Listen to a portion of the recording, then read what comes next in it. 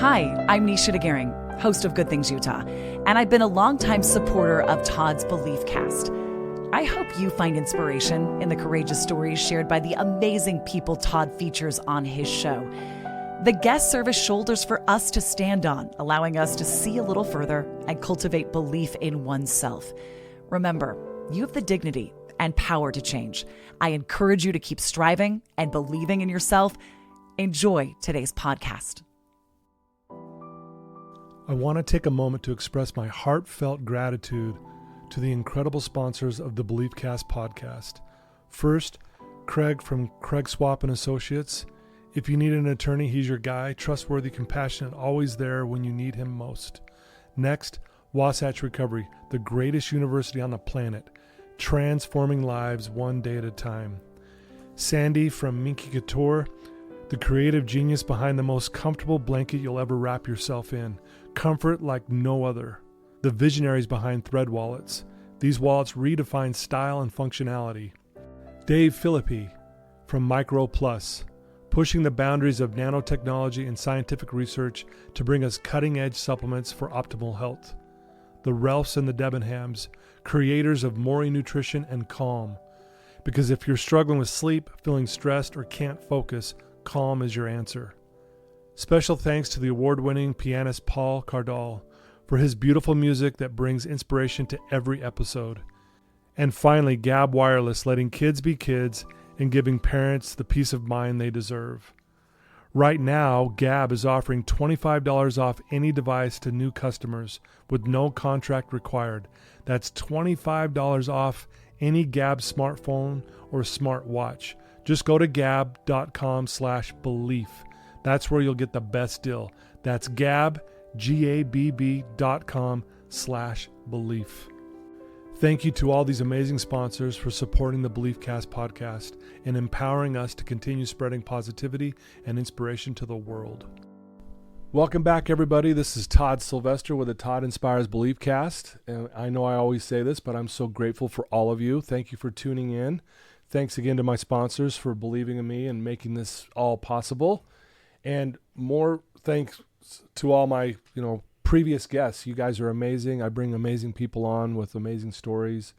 Today's going to be no different. Today we are joined with Charlee Sorensen. Charlee, thanks for being here. Hi, thanks for having me. I'm so excited. I know. This is really cool. I've heard a lot about you for a long time from your mom and your sister. Yes. They both have been on the podcast. Your sister's been on a few times. Yes. I met your sister at Good Things Utah. Mm-hmm. I've been a guest there for the last several years, right. And she was working there and then also became one of the hosts eventually, and she's amazing and just she's fantastic. Yeah, isn't she great? She's a great sister. Right? Yeah. And yes. So, and then that's how I started to get to know a little bit about you, because she was always saying, "Oh man, you should see what my sister's doing. She's amazing, opera singer, Miss Utah, all that stuff, and just amazing things that you do." And so I reached out to you, and I thought, you know what? Hopefully she'll say yes, and here we are. Of course. I'm so happy to be here. I'm excited to chat. So a little background on Charlee real quick. She is currently at Utah Valley University pursuing a BA in vocal performance. She's Miss Utah Teen in 2020, and then you placed in the top 10 in Miss America Teen. Mm-hmm. That's amazing. Thank you. Wow.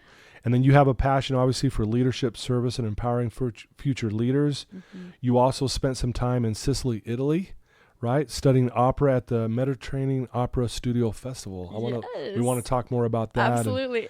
And you just love performing. Mm-hmm. You love the stage. That takes a lot of guts and a lot of courage and confidence and so on and so forth. And we're going to get into all that. Tell us a little bit about growing up. You're from a small town. Yes. Tell us about that, and tell us about some of your childhood experiences.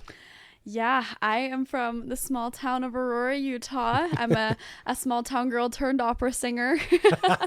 It's not a pipeline that you hear very often, but that's what I ended up doing and what I'm pursuing right now. Aurora, Utah, for those of you who might not know where that is, it's near Richfield, Utah, which is where I ended up going to middle school and high school. I grew up there. I was lucky to have really awesome, supportive parents who really helped all of me and all my siblings. I have 2 older siblings. I'm the youngest of 3. They really helped us to find all of our individual passions and pursue them, which is really awesome. I feel really privileged that they sacrificed so much and worked so hard to make sure that we all had opportunities to find our passions and pursue whatever we loved. And so that's, I think, why I am where I am today. Right. Is because I had this little niche and this love for the performing arts, and they rather than, I know a lot of parents would probably say, let's think about something that might be a little bit more practical. Hey, you want to play soccer? Yeah. And I sure did play softball for a year, and I always tell people that I always did the splits onto the base because I couldn't figure out how to slide. Right. I just never really figured out the rules of the game, and I was just twiddling my thumbs out in the outfield with my bows in my hair, and that was me playing softball for 1 year. Right. So that definitely was not for me, but that's okay. We tried everything. Yeah. You got to try to see if you like it or not. Right. Absolutely. Yeah. So I settled on the performing arts, and when I was 16, I began studying opera. Wow. And just fell in love with it. Wow. And I mean, talking to someone that has no clue about any of this stuff, the performing arts and stuff, meaning no talent in that area, opera seems very difficult. Mm-hmm. Like probably the hardest thing to go into in when it comes to music. Absolutely. And singing and vocals, right? Is that accurate? That's a very accurate description. I think every style of singing has tricky things that come with it.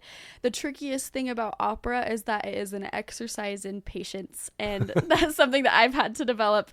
My teacher told me up front when I was 16, it's going to take about 7 years until you're really mastering this. Wow. And I was like, bring it on. But little did I know that it is an excruciating experience trying to master all of these technological things, these technical things that make the operatic sound. Right. And now I guess I'm about 4 years into that, 4 or 5 years. And I'm definitely a lot better than I was when I first started out having a background. You're in singing. amazing. I've watched a few of your videos. I'm like, wow. Like, and again, I know there's always room for improvement and stuff, but I wouldn't, someone from my perspective would be like, you are the master at it because it's that good. Thank you. Definitely. It's my dream to be a world-class opera singer. So it's really encouraging when people think that I sound really good. That's very encouraging to me. So did you know that when you were really young, like you wanted to be a singer, like even when you were, a little girl? Absolutely not. I've had many passions throughout growing up, and even now, even if this whole career in singing and being a traveling professional opera singer doesn't pan out for me, because realistically it doesn't pan out for many people. It's like in anything in the performing arts field, you have to be in the right place in the right time. But luckily for me, I have a lot of things that I love and am passionate about. Something that I would still love to pursue and maybe perhaps go back to school for later on in life, is I want to perhaps be a therapist. Oh, yes. Nice. I love things like that. I love people. And growing up, I was always a very sensitive kid. My parents will always tell the story of how they would drop me off to school and I would hug the crosswalk lady just because I just appreciated her so much for standing there and helping the kids cross the crosswalk. Yeah. And I've just always been a very tender-hearted kid, and I love people.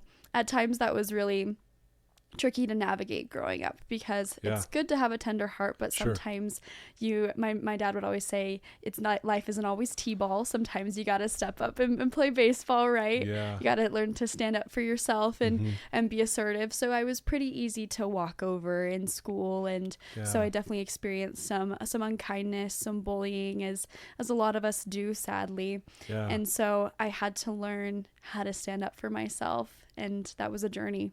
Yeah, how to talk a little bit more about that, because I think that's interesting, because I think, obviously we say, hey, be kind, that's the thing to do, but your dad's right in the sense that there's times where we have to actually put our foot down, set a boundary, totally. Be assertive, as you mentioned.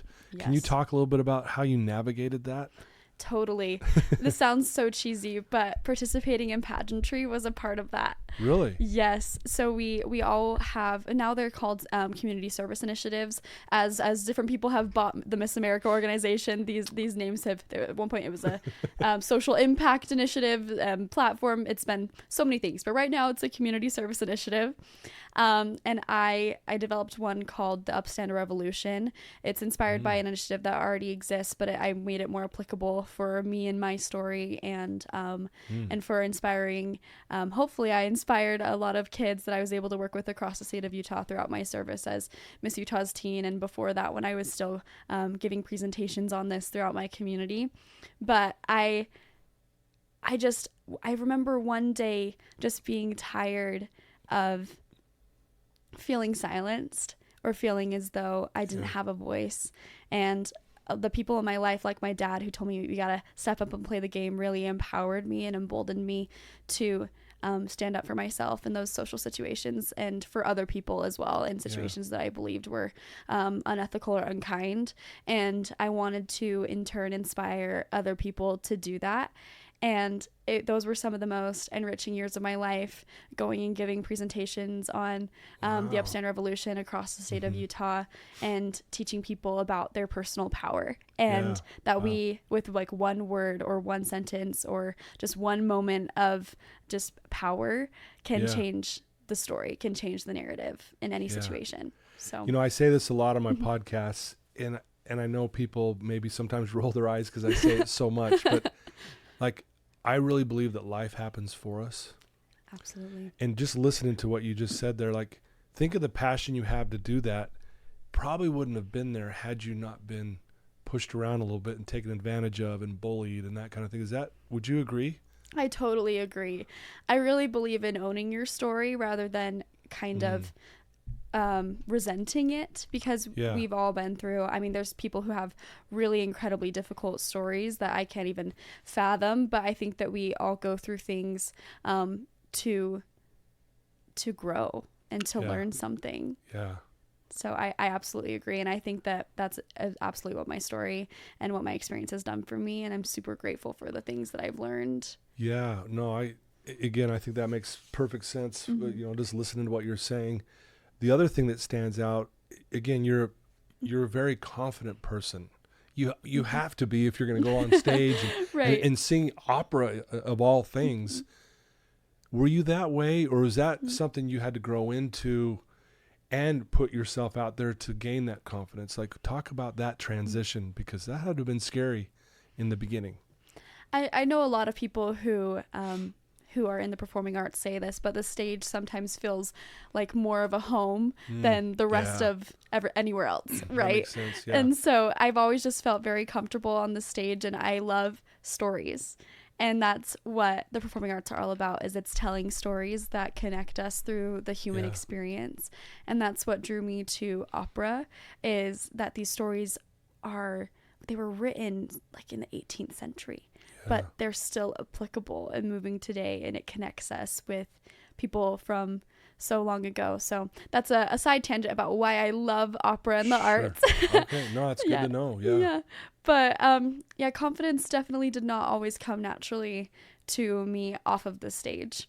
I really struggled socially growing up and understanding social cues, as many of us do, and have to kind of struggle through that to understand and cope with the world around us.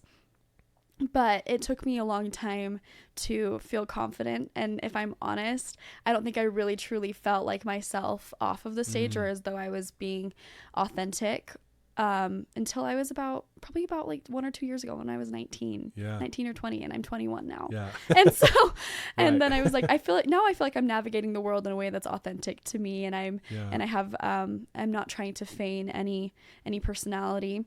Especially as the youngest child, I feel like we learn imitatively from the people around us. And I just don't think I ever felt truly comfortable just being. I always felt as though I had to, like, life was a stage. But now I know that the stage and life and human interactions are two completely different places, and I can just be. My wonderful boyfriend, Nate, has been a huge part of that, helping me just kind of be. And the people around me in college, and kind of creating a new life for myself far away from home, has been really helpful. Man, that's very profound, especially for someone so young, and to learn that lesson or learning it as you're going, right? Right. Talk about that for a minute, though, just being, because one of the best definitions of abundance is being, Right. not having, but being. Mm-hmm. Talk about that, and how have you, I guess, learned that, or at least you're practicing that. Talk about that, because I think most of us listening to this struggle with that. We always think, I'll be happy when, I'll be happy if. Totally. And so I think that's anyone listening to this is probably going, I struggle with that. Yes. Love to hear your thoughts on that. Absolutely. Man, that's a big one. It's a big question. I know. I love it. I love that question. So, as you mentioned, I was Miss Utah's teen, and I actually won that right before COVID hit. And so because of that, I served for 2 years because I had to compete at Miss America's team before giving away the title. So there was a few of us. I remember it was like me in Alabama and a couple other girls on this group chat for a year until all the other girls started getting crowned, and then we got ready to go compete at Miss America's team. So that was funny. It was just us 5 for a year, like waiting for all the other states to get crowned and for us to go compete at Miss America. But so I served in that position for 2 years, and that in turn became a huge part of my identity, and that and singing. And I think that as a high performer, or as all of us, we want to be high performers, right? We want to do a lot of things in our lives and be good at something. I really began to identify with those things, singer and Miss Utah's teen. And then when those things were gone, when I gave that crown away, that was another part of grappling with who am I and without these things. And so I picked up a book by Demi Thibault, if you've heard of her, or Tim Thibault is her husband. He's a football player. I know nothing about football, but I know that he's a football player. And she was Miss South Africa. And she then went on to win Miss Universe, which is a huge title, right? Absolutely massive opportunity. And she wrote this book called A Crown That Lasts. And it was about finding your identity in being a daughter or a child of God. And for me, my faith has always been a huge part of who I am and my story. And remembering that all of these things are temporary, but just being a child of God, just knowing that I can just exist with that title, and that's enough. That's enough for him. And that has been a huge part of me just learning to have abundance and knowing and being grateful for the small things, while being a high achiever, right? And having these goals, but I can also just be Charlee. And that's the most interesting about me, not being an opera singer, not, being a former Miss Utah's teen, or now currently, as of a week ago, Miss Provo. But instead, the crown that lasts is being a child of God. Wow. That's great insight. I'm going to give you even a tougher question, I think. So knowing who you are, and you're having a better understanding of that, and I love that you're a child of God. It's powerful.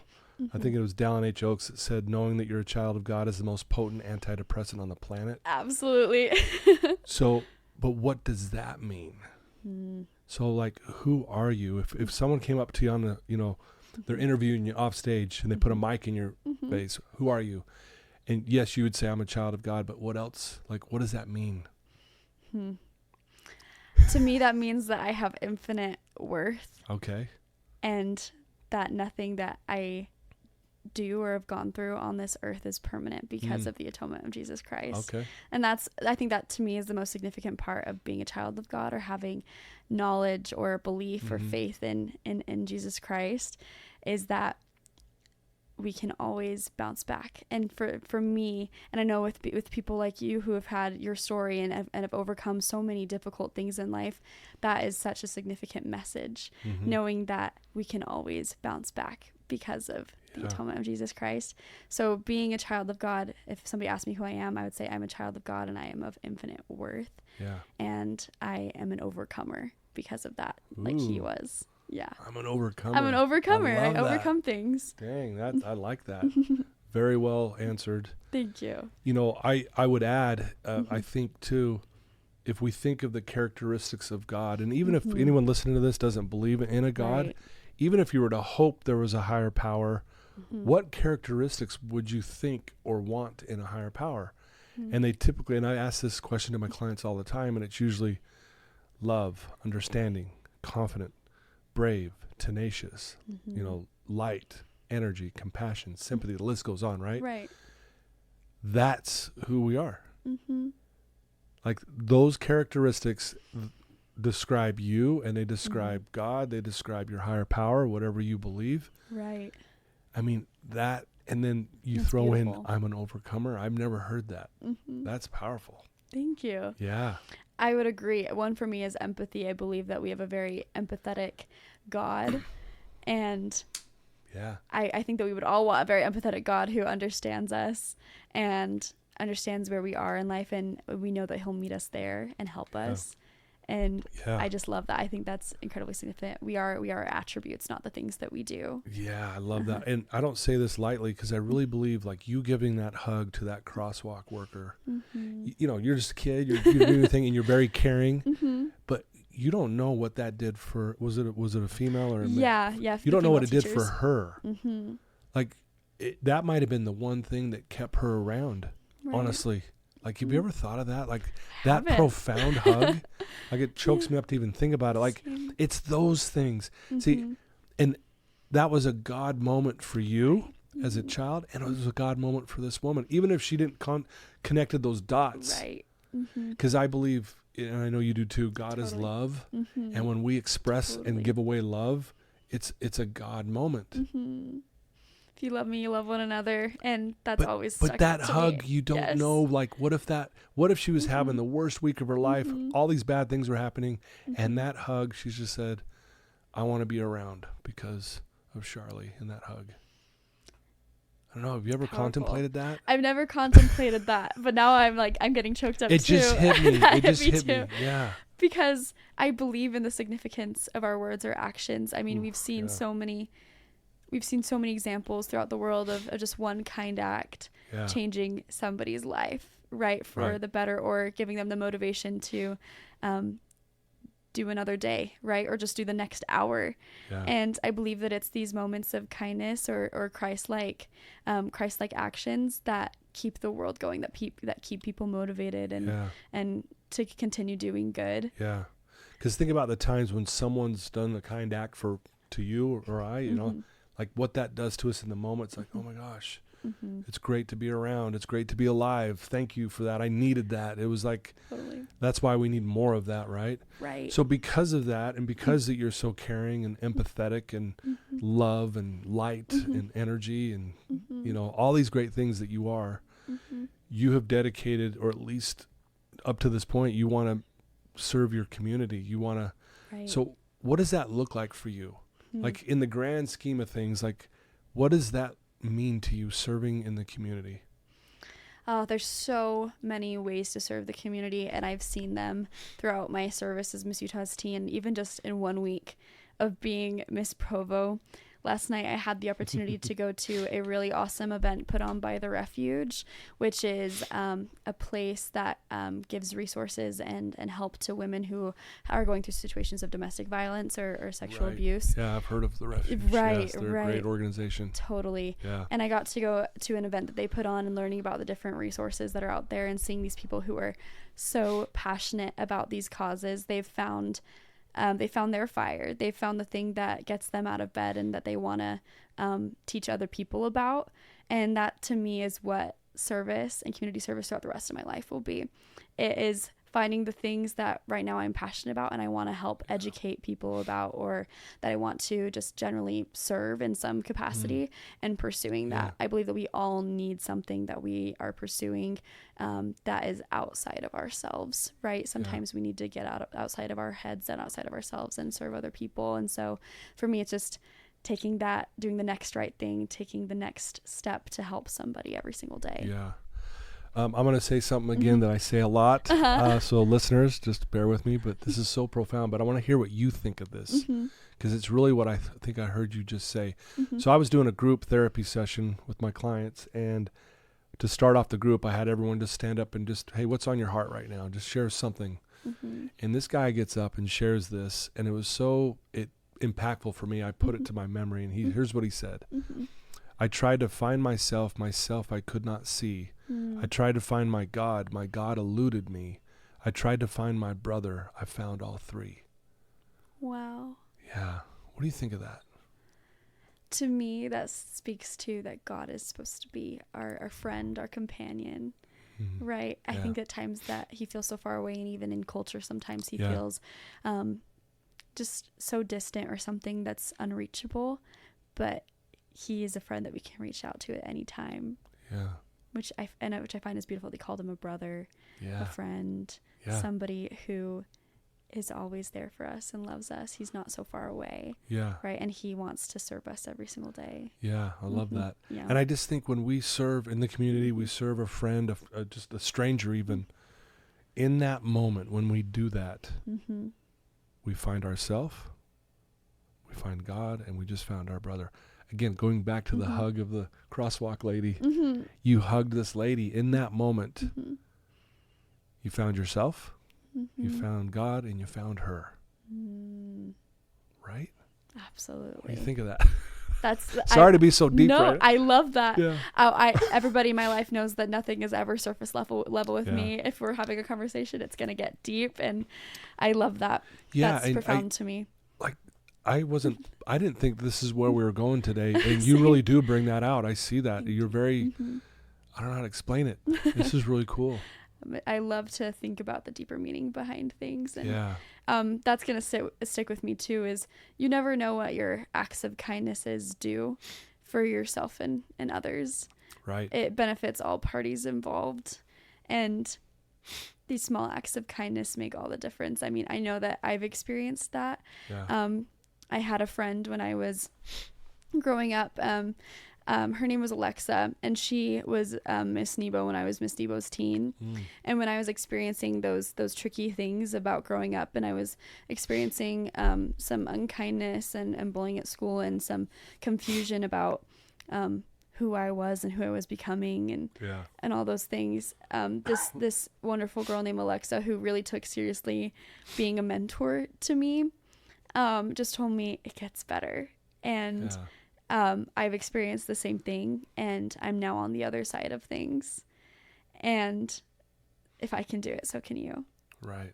And it's great advice. Totally. Right. Totally. And these just being there for other people, and these small acts of kindness make all the difference. And now that I'm kind of in her shoes, that's what I'm striving to do as Miss Provo, and as, most importantly, just Charlee Sorensen, a child of God, is give people the kindness that they need every day. Yeah. That I once needed, right? And that we all need. Yeah, I love that. Very powerful, great message. We could end now, but we're not going to, because there's a lot more to talk about. Totally. You spent some time in Sicily. Yes. Talk about that experience. What did you learn? What were the takeaways, the lessons? Not just around what you're studying, but maybe like even personally, what did you take away from that experience? Oh, so much. That was some of the most enriching 2 months of my life. So I spent 2 months in Sicily, Italy, at the Mediterranean Opera Studio / Festival, studying with industry professionals. And there was about, I believe, 30 singers there from all over the world. So as a girl who grew up in small town rural Utah, and at that point I had just graduated high school. Okay. So I was like a month out of graduating high school. Dang. Yeah. So I was 18 years old, just a baby, had rarely ever left Utah, and I was about to go to Sicily, Italy, and spend time with people from all walks of life. All, like, there was some singers who were older, some who actually, I believe that I was the youngest. And then the rest were all college age singers. And so there was so many walks of life in one place, but we all loved music, and we all loved opera.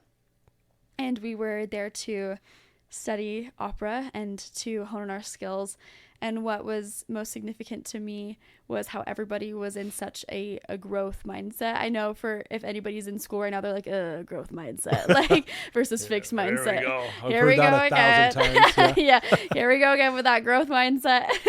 But I guess to put it in different terms is they were striving for growth, right? Or they wanted the advice to hopefully foster success in their future.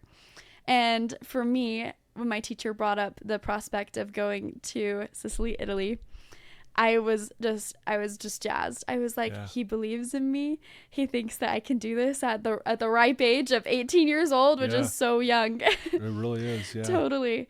And I was just honored for this opportunity. So I took in every bit of knowledge like a sponge. It was a lot to take in a foreign place with a new language. I worked really hard on the language while I was there, and I got pretty okay at the basics. I've lost a bit in the following years, but I've been wanting to study Italian again. Wow. But just learning, a piece of advice that I got from a teacher before going was, I want you to just go there, take it all in, take in the sights, and ask yourself, can you see God in everything here too? And I was really confused on that. And I think that's like a different question for everybody. Yeah. But I definitely remember standing in the streets of Catagidone is the town that we were in. I remember standing in the streets and asking myself, is God really here too? Do I still feel that? And the answer for me was, he's real everywhere. You know what I'm saying? Yeah. And I know the missionaries learn this, but leaving and just feeling that spirit everywhere that you go and in different cultures and is so significant. And so I learned that. I learned a plethora of wisdom surrounding music and the industry. Yeah. And it was an incredibly significant time for me.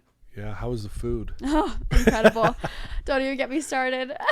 My family just got back from there. Yeah, my family went there and they're like, the food was amazing. Yes. Yeah. I love how everything's so fresh. Going to the market there is like nothing I'd ever experienced before. And just seeing the way that they value food, community, and family changed me. Yeah. Forever. Everybody knows that the Italians are very big on food and family. Oh, yeah. And they gather around the dinner table, and dinner is an all-night ordeal. They always go to bed around 12 or 1. Really? And they have a riposo every day, which is just a national nap time because they stay up so late. Oh. So everything. I could use one of those. Yes, me too. So everything closes down. If you try and go to a restaurant between the hours of like 1 and 3, it's going to be closed. It's closed because everybody's taking a nap. So because awesome. They stay up all night eating wonderful fresh food. Yeah. So I definitely learned the value of community and family, and that's why they're so healthy and live so long in places like there. And in Greece, is family and food are their top priorities, and they never miss family or food. Wow, that sounds like a neat experience. Totally. Yeah.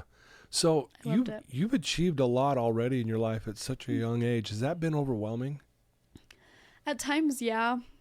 Yeah, but also as a high achiever, I'm like, I haven't done enough. Yeah, I gotta keep going. Yes, I gotta keep going.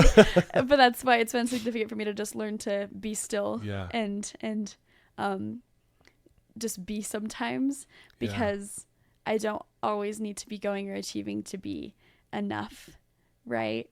And that's been a hard lesson for me to learn amongst being a high achiever, to know that this isn't who I am. Yeah. This isn't my identity, but I found a lot of meaning and fulfillment in the things that I've done in my life thus far, and I'm grateful for them because they're motivating me to continue to serve throughout the rest of my life in whatever capacity that means, whether that's calling within church or traveling around the world as an opera singer. I'll have the opportunity to touch a lot of lives from all over. Yeah. So sorry. That's all right. We got that phone going off. No one can hear it. Oh, perfect. That's good. They're like, where are you? Yes. Where are you? We need to take some pictures. Why are you at Wasatch Recovery? Yeah, right. Is everything okay? Yes, I'm okay. Yeah, everything's fine. I'll be back to school.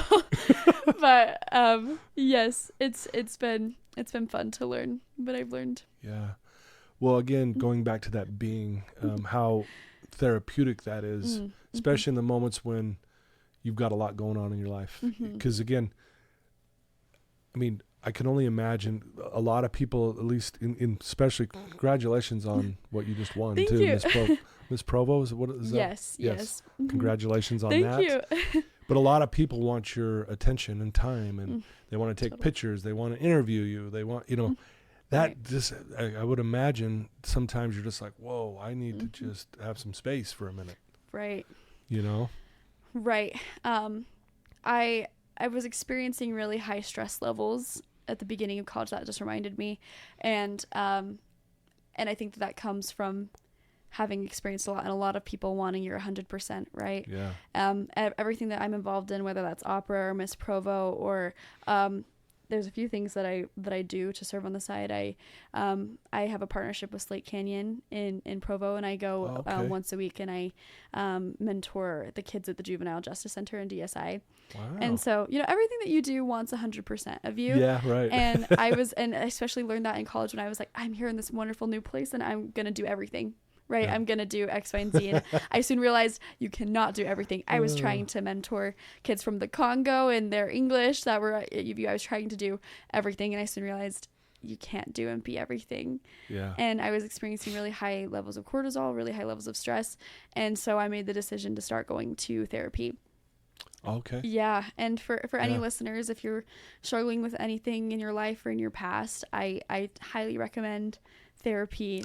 And for any reason that you're curious about, if you're curious about anything about yourself and you want answers, or perhaps just some insight, I couldn't recommend therapy more. Yeah, right. So for wherever you're at in your life, but that has been a significant part of my journey is since my freshman year, and I'm now in my junior year of college. I've been working really hard and going monthly to therapy to understand myself and work on, and I still experience high levels of stress, but now I'm able to cope better. Yeah. Right. My therapist and I call it pre-coping, coping ahead of time. Yeah. Right. Kind of breathing and Catch it before. Yes. Yes. Yes. My anxious tendencies.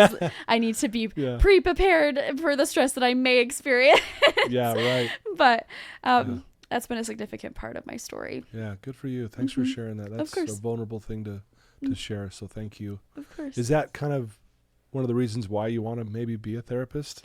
Totally. Is what you're seeing there and how it's helped you, and you're like, man, I'd love to help people in that capacity. Totally. Yeah. That's a huge part of it. I think that, as I've said, I've had a tendency in my life to have great people help me in very significant ways, and I just want to pay it back. Yeah. And so that's probably a huge part of it. And as an empathetic person, I feel like it would work really well for me. Most people within the arts are empathetic people as well, because we can't tell these stories without kind of stepping into these shoes. Yeah. And so I think that empathy has been incredibly significant. Yeah, for sure. Throughout my life. Yeah, you'd be great at it, honestly. I want to. This is a good time to share this quote. I wanted to share this quote. It's out of the Bhagavad Gita. Ooh. And tell me what you think of this. Okay. Okay. For the one who has conquered the mind is the best of friends. But for the one who has failed to do so, the mind will be his greatest enemy. What do you think of that? Well, it makes me think of something that I heard in one of your episodes, and you said that at times you were your own greatest, correct me if I'm wrong, your own greatest enemy or your perception of yourself. Yes. And I totally feel that. I think that for as long as I remember, I was stuck in these patterns and that I didn't understand. And it was when I understood them through the work that I did in therapy and reflection and looking back on different scenarios in my life, when I kind of mastered or understood those, that I broke those patterns. So that's what that means to me. It's breaking those patterns that we get stuck in. Yep. Through understanding. Yeah. Mm-hmm. Yeah, and you're right. I just love that, because I think it really came down to that for me. Is my struggle wasn't necessarily drugs and alcohol. That was how I was coping. Right. With the issue was my own thinking.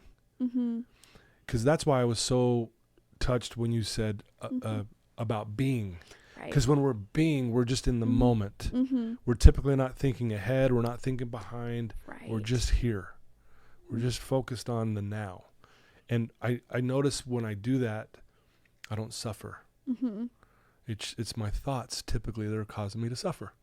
Right? Totally. Yeah. So, I think, what I've learned, doing what I do and helping people in that capacity is helping them learn to control their thinking. And more specifically what you said earlier about being, right? Yeah. So you're an example to a lot of people. You really are. And probably a lot of young girls too that just want to maybe, Charlee's so amazing, I want to be her. What advice would you give maybe a young girl who is struggling right now with confidence, trying to find their way? They're just trying to navigate junior high and high school. Been there. Right? Some of the most awkward time, and it's unavoidable. It's going to be it's going to be a little shaky while you're figuring yourself and life out. I felt the same way about my sister Savvy, who's been on this podcast. I've always would the word be pedestalized?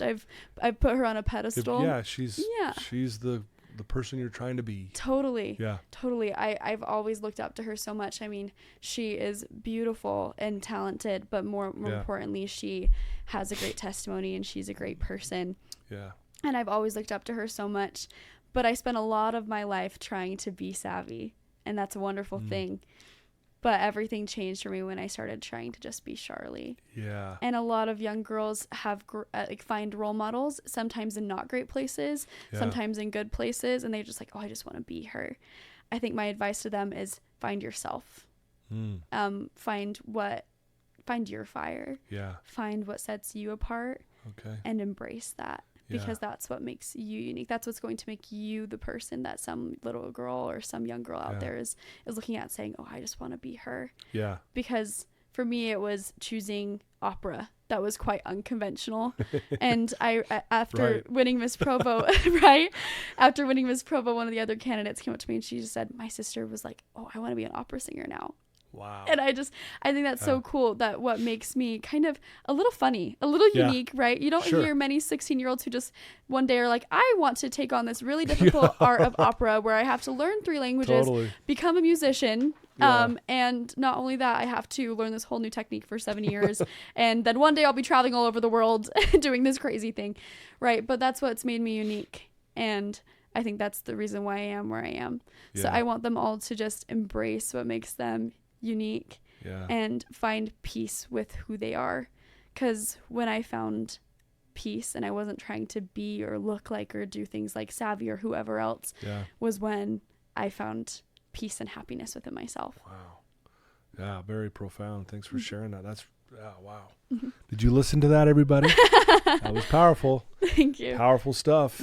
I would imagine with kids nowadays, it's tough to find yourself if they're stuck. It's tough, period. But if they're on their phone and social media, how do you view that and how do you navigate that world? And that was something that came to mind earlier, that, you said like you had your coping mechanisms. Yeah. We all have our coping mechanisms. And I think that, oh no, you're totally fine. I think that a way that, a lot of young kids kind of cope with the world around them right now is leaning into their devices, right? Or their phones, or a world that they can escape to. So a recent journaling prompt that I've been doing is, what am I avoiding? Because that's good. But yes, when I find myself when there's a lot of things that I'm stressed about or that I'm avoiding, just doom scrolling, as we call it, on my phone, right? Just all the reels until I'm like, what am I doing? Yeah. My brain hurts. Right, my brain hurts. And so then I'll pull out journal. Journaling is the best thing that I think anybody can do for themselves as far as self-reflection and getting out of your head and putting it on paper, right? Yeah, I love that. I think that's great. So that's something that made me think is sometimes when we just don't know how to interact with the world around us, like go outside or participate in something new, try new things. That I think that right now we're experiencing like a loneliness and anxiety epidemic. And I've seen that in myself and in a lot of my peers. We're really scared or fearful to put ourselves out there and do new things that take us outside of the world of our phones and put us somewhere else. So that's why it makes me so happy to see people coming out to events that I do as Miss Provo and putting themselves out there and getting interested in new causes. So I guess what I would say is I just want them all to do something, you know, learn how to be okay without your phone. Cause I mean, I even feel the anxiety sometimes, and it's like, oh, I need something playing. I know. Right. I need something on in the background. I'm the most guilty of that. My brain just needs a lot of things happening all at once, but it's in like today I drove here and I was like, I'm going to drive in silence. I'm not going to play any music. I'm just going to like to prepare for this, obviously, but just to experience the silence and not be so device dependent. So that's what I would say is find your fire elsewhere and connect with the real world around you and the people around you rather than your phone. Very well said. I love that. So you have an event today, right? Yes. What are you doing today? So something really awesome that I get to do as Miss Provo is work with Mayor Kafusi, who is the first female mayor of Provo. She's fantastic. She is a goer and a doer and so inspiring to me. Right, yeah. So I get to go to an event with her and her assistant and my sister queen, we call it. She's Miss Freedom Festival Lilia. It's a new title that Miss Provo is doing. And it's the Epic Regional Sports Park opening. Okay. So there's this huge sports park that is opening in Provo. Very cool. And so I get to go kind of and be at that event and just be present. Awesome. So that's what I get to go and do. Yeah, good for you. That'll be fun. Yeah. Yeah. Well, man, you really are an amazing person. I love the way you carry yourself. I love your insight, your awareness. Thank you. I love the approach that you take in life. I love that you wear your faith on your sleeve. Thank you. It's amazing. You really are a great example to me and to so many people. I love what you're doing. We need more people like you. We need that person who's going to hug the crosswalk person.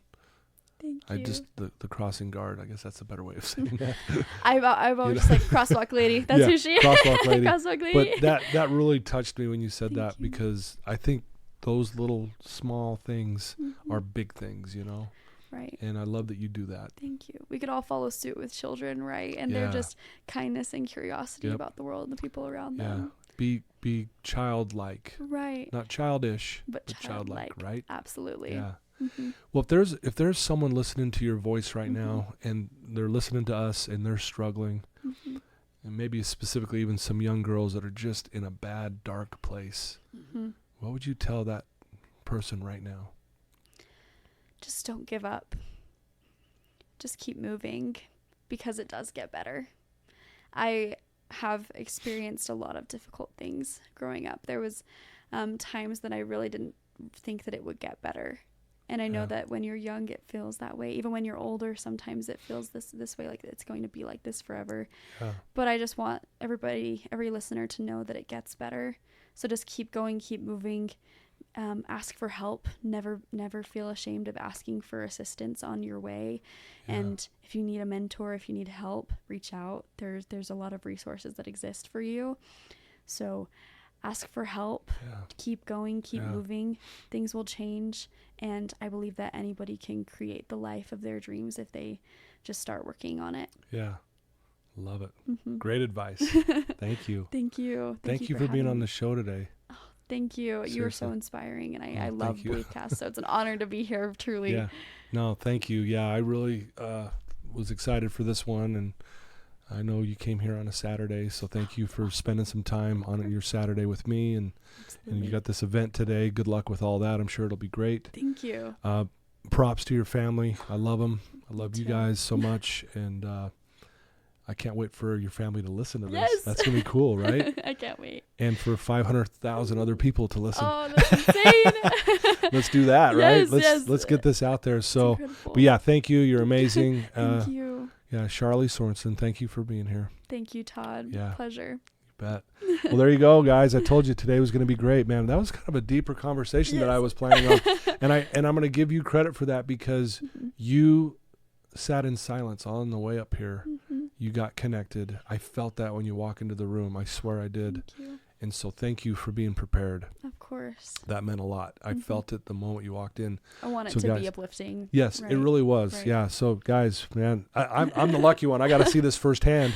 But thanks for tuning in. If you have someone that's struggling, if you have a daughter or a son even who's you're having a hard time connecting with them, have them listen to this episode. It will open up a conversation for you, for them, and good things will come from it. Thank you guys. Thanks to my sponsors once again. I love you guys so much. Until next time, take care. Thank you. Thank you so much.